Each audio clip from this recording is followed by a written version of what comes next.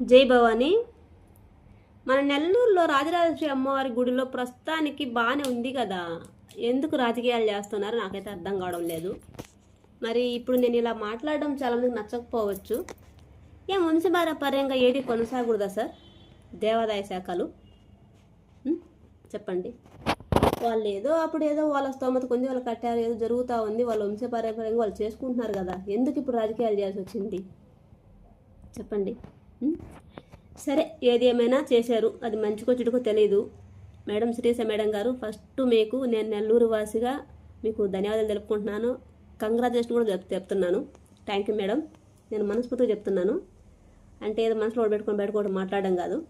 సరే, మహిళగా వచ్చినందుకు దుర్గామాతగా నేను అనుకుంటున్నాను. చాలా మంచి నిర్ణయమే తీసుకున్నారు. సరే మేడం, నాకు చిన్న రిక్వెస్ట్ మేడం, ఏంటి ఏమో బాధ్యతలు తీసుకోకముందే మాకు అన్ని ఆర్డర్స్ వస్తున్నాయి, మాకు అన్ని మమ్మల్ని క్వశ్చన్ చేస్తున్నారే, దయచేసి అనుకోగాకండి.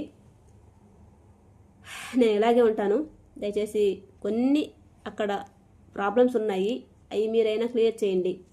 మన రాజరాజేశ్వరి గుడిలో బ్యాక్ సైడు దక్షిణామూర్తి విగ్రహం పెట్టారు, చిన్న గుడి కట్టారు, అక్కడికి ఎంతోమంది వస్తున్నారు. అక్కడ దక్షిణామూర్తి స్తోత్రాన్ని ఖచ్చితంగా పక్కన అరేంజ్ చేయండి, జనాలకు కనిపించాలి, పైన అరేంజ్ చేయండి.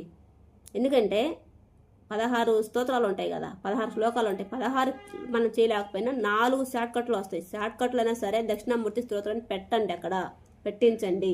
ఎందుకంటే ఇప్పుడు పిల్లలకి పెద్దవాళ్ళకి అసలు అక్కడ ఉండేది ఏ దేవుడు తెలియట్లేదు, అసలు ఆ దేవుడిని ఎలా మనం స్మరించాలో తెలియట్లేదు. అదొకటి చేయండి మేడం, దయచేసి నా చిన్న రిక్వెస్ట్. ఇంకోటి సుబ్రహ్మణ్య స్వామి విగ్రహాలు ఉన్నాయి కదా, నాగదేవత ప్రతిమలు అవన్నీ ఉన్నాయి కదా, అక్కడికి వస్తున్నారు. నేను రీసెంట్గా చూశాను, పిల్లలు కొంతమంది వస్తే, పేరెంట్స్తో వస్తే, పిల్లలు ఇది ఏ దేవుడు ఏని అడిగితే కూడా చెప్పలేకపోతున్నారు, పేరెంట్సే చెప్పలేకపోతున్నారు. అందుకని అక్కడ నీట్గా ఒక బోర్డు అనేది పెట్టండి. జగన్మాత ఉంది కదా, మానసాదేవి స్తోత్రాన్ని కానీ ఇలాంటి సుబ్రహ్మణ్య స్తోత్రాన్ని కానీ అక్కడ ఖచ్చితంగా మీరు అరేంజ్ చేయించండి. బాధ్యత తీసుకోవాలి, మనమే తీసుకోవాలి, అప్పుడే మన ధర్మాన్ని మనం ముందుకు తీసుకెళ్ళగలుగుతాం స్ట్రాంగ్గా. అదొక చేయండి మేడం. 2 మూడోది ఏంటంటే, రావుకాలాలు దీపం పెట్టేటటువంటి వాళ్ళు లేడీస్ చాలామంది ఇబ్బంది పడుతున్నారు. ఆ కింద ఏంటంటే దీపాలు పెట్టకముందే ఇదంతా చిమ్మే వాళ్ళంతా తీసేసి గందరగోళం చేస్తున్నారు. ఇంకోటి ఏంటంటే, వర్షాకాలం వస్తే రావుకాలం దీపం పెట్టే వాళ్ళు చాలా ఇబ్బంది పడుతున్నారు. వాళ్ళకి అంత ఇబ్బందులు లేకుండా ఏదైనా కొంచెం టేబుల్ లాంటి అరేంజ్ చేయించి ప్రశాంతంగా మనశ్శాంతిగా దీపం పెట్టుకుని వెళ్ళేలాగా కొంచెం అరేంజ్ చేయించండి. చాలా ఇబ్బంది పడుతున్నారు వర్షాలు వచ్చినప్పుడు. అదొకటి చూడండి. 3 పాయింట్లు. 4వ పాయింట్ ఏంటంటే, అన్నదానం చేస్తుంటారు కదా ప్రతి శుక్రవారం, రావుకాల దీపాలు పెట్టేసి